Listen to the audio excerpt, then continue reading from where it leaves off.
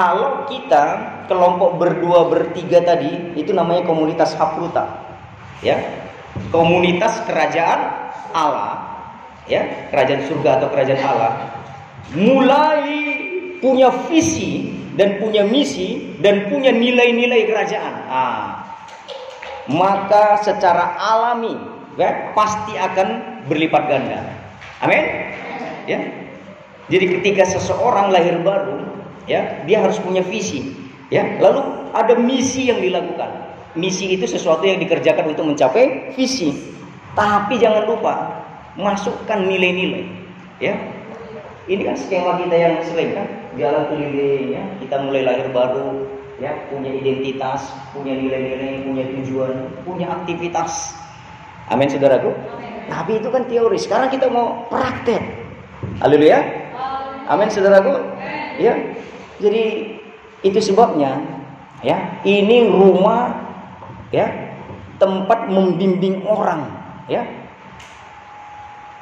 Makanya kita berjuang berdoa, ya, biar Tuhan yang kumpulkan, ya, dananya apa untuk rumah singgah, ya. Siapapun yang dititip mau sebulan mau 2 bulan, ya, saya nggak bisa nahan. Pagi-pagi ayo duduk situ, ya, kita belajar. Ya, untuk itulah kita 3 macam ibadah supaya kita punya nilai-nilai kerajaan. Tiap minggu bertahun-tahun kita dengar khotbah itu supaya kita punya nilai-nilai kerajaan. Maka kalau yang 3 ini ada, kita punya nilai-nilai kerajaan, kita punya visi yang benar dan mulai dikerjakan dalam misi, bentuk misi, pasti berlipat ganda. Amin. Tapi kalau hanya dikantongi, kita datang hari Minggu tahun 2002, sekarang 2020, 18 tahun. Hanya datang ke gereja pulang. Datang ke gereja dengar firman pulang. Oke lah, kedewasaan rohanimu mungkin bertambah, tetapi apa yang diharapkan Tuhan menjadi tujuan kekristenan, tujuan pengikutan, itu tidak akan terjadi. Kenapa? Tuhan bilang, ayo ikutlah aku akan jadikan kamu bencana manusia, bermultiplikasi, menjadi orang-orang yang membimbing minimal 1 orang dalam hidupmu. Amin, saudaraku. Ya, untuk, ya, kita bisa menjalankan tujuan dari Tuhan menjala manusia, maka Tuhan kasih tadi apa? Tuhan kasih potensi. Kau akan jadi penjala manusia. Aku bilang sama si Hendrik, bagaimana caranya supaya kau berhasil? Ini kau kasih alatnya. Namanya potensi. Kalau gitu apa itu potensi?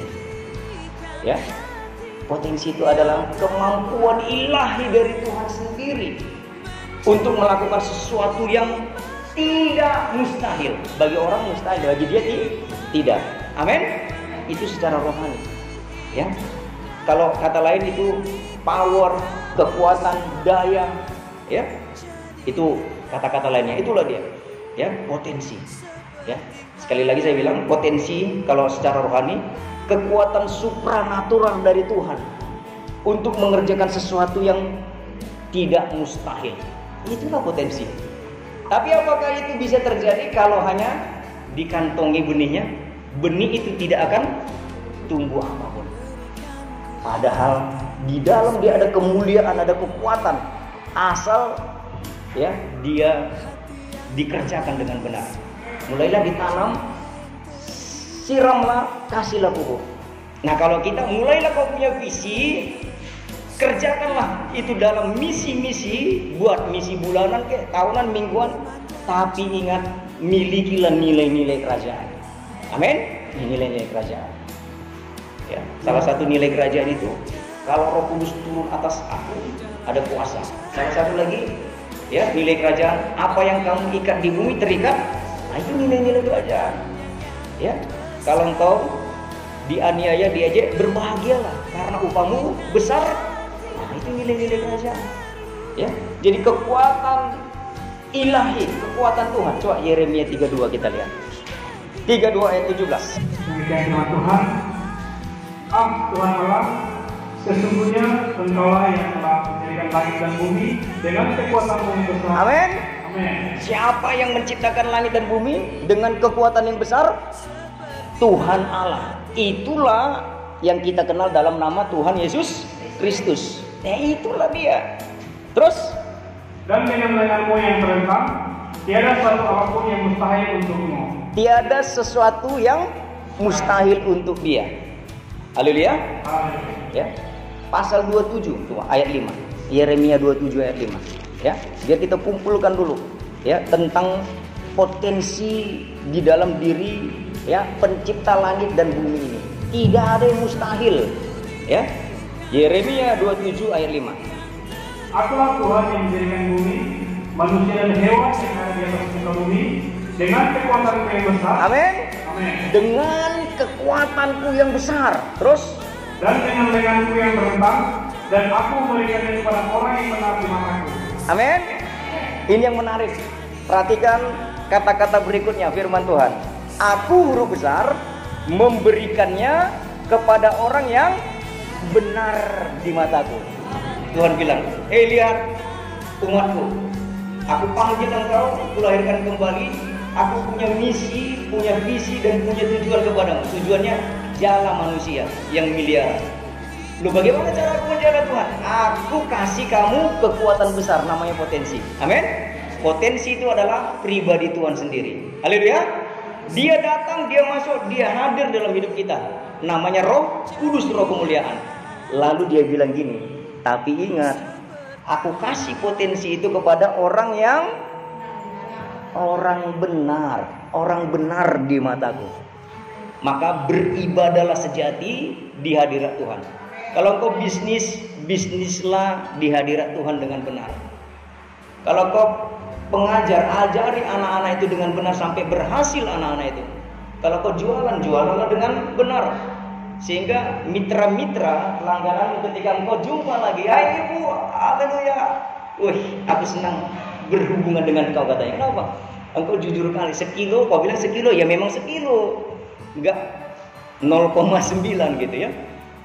Sehingga dia bilang, apa sih rahasianya kok kau bisa diberkati Tuhan? Enggak neko-neko. Aduh, banyak kuliah ini pedagang-pedagang dari 200 190 ini, aduh, enggak benar semua.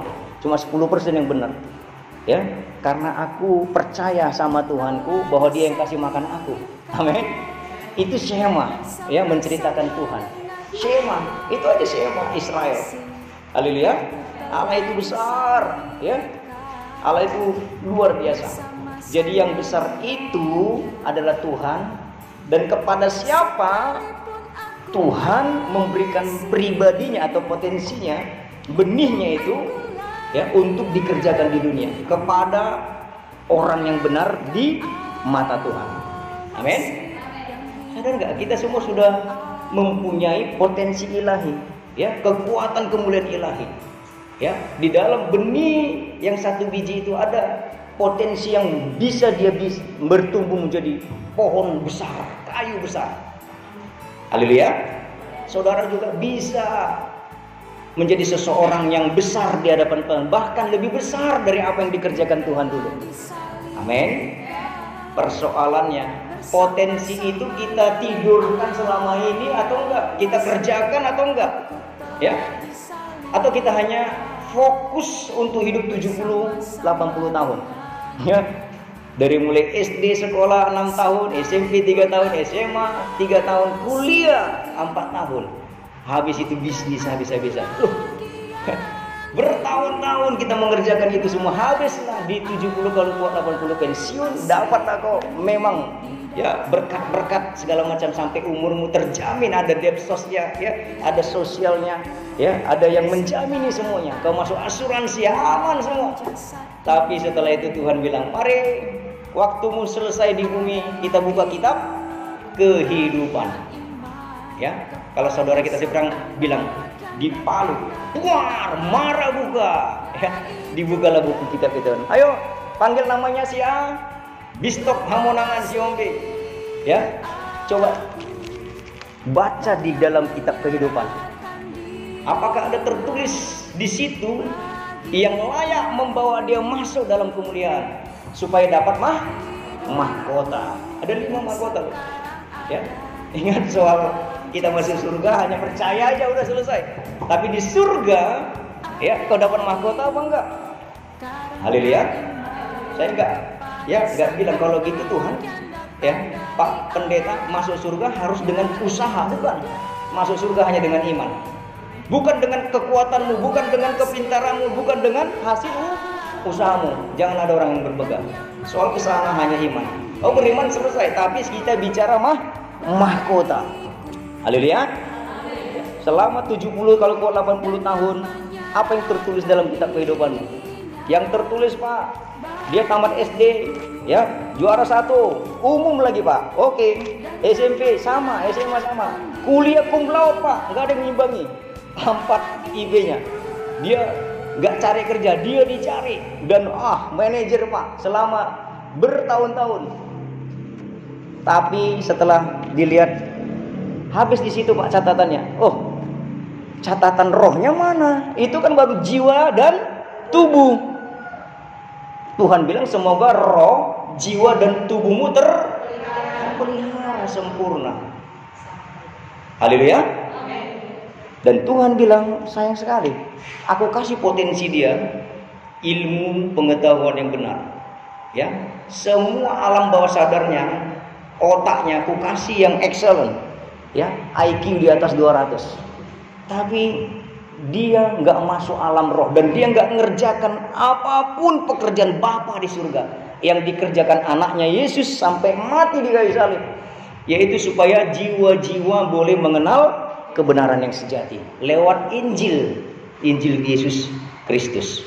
Padahal aku kasih potensi besar, aku kasih pribadiku, dia jadi orang Kristen, aku ada di dalamnya potensi Roh Kudus, Roh kemuliaan yang tidak pernah gagal dan tidak ada yang tidak berhasil, tidak ada yang mustahil. Tapi aku ditidurkan terus 1 hari 24 jam. Dia hanya mengerjakan pekerjaan fisik, ya, dan kejiwaannya. Aku nggak pernah dilibatkan. Padahal berkali-kali kau bilang, kau kan manajer, banyak di sini yang kau pimpin karyawanmu. Ketika kau saksikan aku di depan mereka, ada dari ratusan, minimal ada 10 orang yang akan menerima aku, karena hatinya sudah sangat rindu, haus, tapi tidak ada yang membimbing. Sang manajer ini hanya target, ya, target. Bagaimana kita bisa tahun ini mencapai target yang mantap supaya kita dapat keuntungan. Ya, jadi saudaraku yang dikasih Tuhan Yesus, potensi ilahi ini ada pada murid, ada pada saya, ada pada si Hendrik, ada pada kalian semua masing-masing. Tinggal mau diapain. Haleluya. Ya, kan ini kalau kalian gabung 2-3 orang, cari teman, karena di situ akan gabung karunia yang berlainan, dan ini akan mengubah seseorang. Satu aja cari dalam 3 orang itu, dan orang itu akan diubahkan hari demi hari, sehingga dia menjadi ciptaan yang baru. Dia akan menjadi rumah rohani, tempat Roh Kudus diam di dalamnya. Haleluya. Sampai sejauh ini dia juga dikasih Tuhan potensi, dan dia juga akan bisa bertumbuh. Amin. Haleluya. Nah, inilah dia ya. Jadikanlah tempat ini menjadi rumah rohani, base camp kita. Ya, tempat kita boleh mengupgrade orang-orang, khusus kepada orang-orang, ya, yang dikasih Tuhan kepercayaan, ya, tinggal di pastori untuk di-upgrade. Ketika engkau ada di sini, engkau punya kesempatan bertumbuh di rumah rohani. Ini rumahmu. Coba bandingkan nanti, ya, engkau di rumah masing-masing anak muda di tempat Tuhan, daripada Yusuf di penjara. Mana lebih enak? Kau mau di tempat Tuhan di penjara, ya silakan, ya. Tapi engkau di tempat masing-masing di rumahmu dengan bapakmu, ibumu, adekmu atau kakakmu. Itulah orang-orang yang menempah engkau, sehingga potensi itu terus bertumbuh dan menjadi besar. Amin. Jangan waktu kau berada di rumah seseorang atau di rumah sendiri, ya, engkau manja-manja gak karuan, jadi anak-anak gampang, gak ngerti, ya. Engkau sedang diolah Tuhan menjadi seorang pemimpin besar yang berpotensi besar dalam Tuhan. Amin. Haleluya. Jadi apapun kau mau, jadi ABRI, TNI, Polri, jadi insinyur tadi, polisi, dokter, apa, hasilkanlah anak-anak rohani. Tuailah jiwa-jiwa dari lingkungan kita itu. Tuhan akan kasih tahu, ini dia. Kalau kita berkorang dia yang betul-betul kita kerjakan 2-3 orang, ayolah kita doa yuk. Ya, bapak-bapak 3 orang kita berdoa. Maka saya, aku teringat lu si Tambunan di sana. Mana Tambunan? Aku kenal ke rumahnya. Rumahnya Tuhan sudah tunjukkan sama dia jalan pertobatan. Lewat penyakitnya, lewat anaknya atau apa semua masalah persoalan. Dan kita datang membawa Tuhan ke sana. Kalau sudah digarap Tuhan, ya apa sih susahnya? Gak ada yang mustahil bagi Tuhan. Apa yang kamu ikat di bumi terikat di surga. Semua dosanya terikat, lepas, hilang. Haleluya. Mari kita lihat. Inilah yang menjadi makanan Kristus, makanan Tuhan. Dia rindu ini terjadi. Coba. Pasal 4 ayat 31. Sementara itu murid-muridnya mengajak dia, katanya, "Rabi, makanlah." Ya, lihat. Murid-muridnya, ya. Ini konteksnya percakapan dengan perempuan Samaria, ya. Waktu itu dia jumpa dengan seorang perempuan, ya. Murid-muridnya sedang beli makanan. Ya, mereka cakap-cakap, akhirnya perempuan itu bertobat, ya. Lalu selesai mereka, ya, Yesus melayani perempuan itu, datang muridnya. Ya, wah, guru, kami udah bawa makanan, makanlah. Terus akan tetapi ia berkata kepada mereka, "Padaku ada makanan yang tidak kamu kenal." Iya, Tuhan bilang, harusnya dia kan sudah lapar itu, ya, udah kelaparan. Tapi dia bilang, ya, nanti dulu, ya, padaku ada makanan yang tidak, aku punya makanan khusus loh. Kau gak kenal. Kau bawa roti, bawa apa tadi itu ya, mentega, nasi bungkus misalnya tadi ya. Tapi Tuhan bilang, aku udah kenyang ini loh. Kenapa? Karena dia baru melayani seorang perempuan yang tersesat. Waktu dia melayani, wah, dia nggak terasa lapar. Dan itulah makanan Tuhan, melayani jiwa-jiwa. Dia bilang, kalian nggak tahu, aku udah kenyang ini. Karena udah aku lakukan makanan yang nggak kau kenal. Sambung dulu. Maka murid-murid itu berkata seorang kepada yang lain, "Adakah orang yang membawa sesuatu kepada yang itu dimakan?" Muridnya diskusi, mungkin sudah ada kasih makan sama dia ya. Mereka lupa, Yesus baru selesai melakukan makanan roh yang luar biasa, yaitu menyelamatkan satu jiwa, perempuan Samaria. Haleluya. Ketika dia melakukan pelayanan itu, dia kenyang, dia puas, dia diberi Bapa di surga sesuatu kepuasan roh. Amin. Sehingga dia nggak lapar lagi. Terus kata Yesus kepada mereka, "Makananku ialah melakukan kehendak Dia yang mengutus aku dan menyelesaikan pekerjaannya." Nah, inilah makanan yang nggak dikenal murid dan akan dikenalkan Tuhan. Apa itu? Makananku adalah melakukan kehendak Dia yang mengutus aku dan menyelesaikan pekerjaannya. Apa itu? Menyelamatkan jiwa-jiwa atau menjala manusia. Itulah makanan Tuhan. Dan dia mau kasih tahu sama kita, kalau kalian mau hidup secara roh dan kalian mau strong secara roh, makanlah. Amin. Apa makanannya? Iya, mari ya kita ikut dalam apa yang menjadi kehendak Bapa di surga, supaya tidak ada satupun yang binasa. Amin. Haleluya. Lalu Tuhan bilang gini, lanjut lagi. "Bukankah kamu mengatakan 4 bulan lagi tibalah musim menuai? Tetapi aku berkata kepadamu, lihatlah sekelilingmu dan pandanglah ladang-ladang yang sudah memudik dan matang untuk dituai." Amin. Amin. Tuhan bilang gini, kau bilang nanti 3 bulan lagi musim menuai. Sekarang sebenarnya makanan itu sudah tersedia. Lihat itu, ladang yang sudah menguning. Tiap hari kita jumpa. Asal pergi ke pasar kaget, doang itu lebih banyak ya, yang mau dituai itu. Pergi kemana-mana, pergi kok ke kantor, ya, orang-orang itu lebih banyak. Ya, Tuhan bilang, lo itulah makanan kita lo. Itu sudah mulai menguning, siap untuk dituai. Ayo tuai, ambil mereka semua, ya, tuai mereka semua, atau jalah mereka, jadikan mereka murid Kristus. Terus 36. "Sekarang juga penuai telah menerima upahnya dan ia mengumpulkan buah untuk hidup yang kekal." Amin. Amin. Amin. Amin. Kapan seseorang mengumpulkan buah untuk hidup yang kekal? waktu dia menuai jiwa-jiwa. Makanya saya bilang tadi, adakah tertulis dalam kitab kehidupan bahwa tertulis di situ dia masuk dalam kekekalan karena dia sudah bekerja untuk pekerjaan kekal itu, dan dia sudah menuai untuk hidup yang kekal. Amin. Terus sehingga penabur dan penuai sama-sama bersukacita. Haleluya. Saudara mau bersukacita abadi, saudara mau bersukacita secara roh, ketawa-ketawa secara roh, tiap hari saudara bisa sukacita surgawi itu datang ketika kita mau berbagi. Ya, mari kita bekerja sama. Jika kita nggak punya potensi yang dikembangkan, kita tenggelam. Kita tidak akan bisa mengikuti gerakan Tuhan. Karena itu mari saudaraku, sama-sama, ya, kita punya kesempatan besar yang luar biasa. Tuhan bilang, ini loh, lihat, ladang sudah menguning siap untuk dituai. Dan itulah pekerjaanku. Pekerjaanku itulah makananku, kata Tuhan. Amin. Ketika kita mau sukacita itu dapat, makanlah. Apa yang mau kita makan? Pekerjaan Tuhan, makanlah. Kau berfungsilah sesuai dengan apa yang Tuhan kasih padamu. Ya, ada 5 karunia berfungsi di situ. Ada 7 karunia motivasi berfungsi di situ. Roma 12.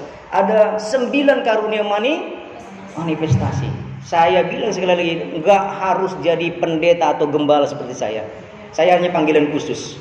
Kalau kau memang jadi pengusaha, bisnismen, dokter, insinyur, tukang jualan sekalipun, mari.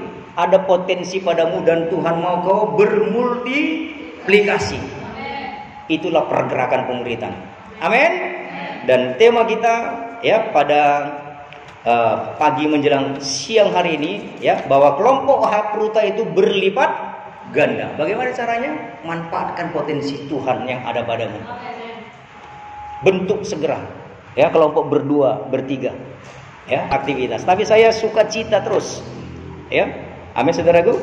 Ya, biarlah kita datang kepada Tuhan. Apa yang bisa kita tangkap pagi ini? Ya, kita datang kepada Tuhan. Ingat satu hal, kita diciptakan ke dunia ini segambar dengan Tuhan, dan kita mau gambar itu makin jelas. Dan ketika Tuhan datang kali kedua sebagai kepala, Dia akan masuk kepada tubuhnya, dan kita adalah tubuhnya. Sebagai tubuhnya, jangan harap dibiarin Tuhan menjadi tubuh di situ kalau kita tidak punya fungsi. Engkau sebagai apa di dalam tubuh itu? Paru-paru kah, jantung, ginjal, apapun itu semua berfungsi. Ya, sebagai darah berfungsi, apapun. Jadi sebagai anak-anak Tuhan, murid Kristus, berfungsilah. Apa fungsi? Tanya Tuhan, Tuhan, aku mau mengerjakan apa ini? Pekerjaan besar.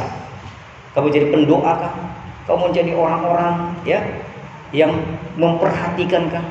Ya, yang jelas ada satu orang yang kau muridkan, kau bawa di dalam hatimu, kau doakan. Gak usah takut, ya. Kau gak harus tahu semua seluruh Alkitab untuk memuridkan. Amin. Kita udah sama-sama belajar kok, ya, sama-sama belajar. Cukup praktis sekali. Hadirkan Tuhan dalam hidup seseorang, tapi hadirkan Dia dulu dalam hidup kita. Ketemu kita dulu dengan Dia. Amin. Barulah kita bisa, ya, untuk membawa orang ketemu Tuhan. Mari kita tutup Alkitab kita. Kita datang kepada Tuhan.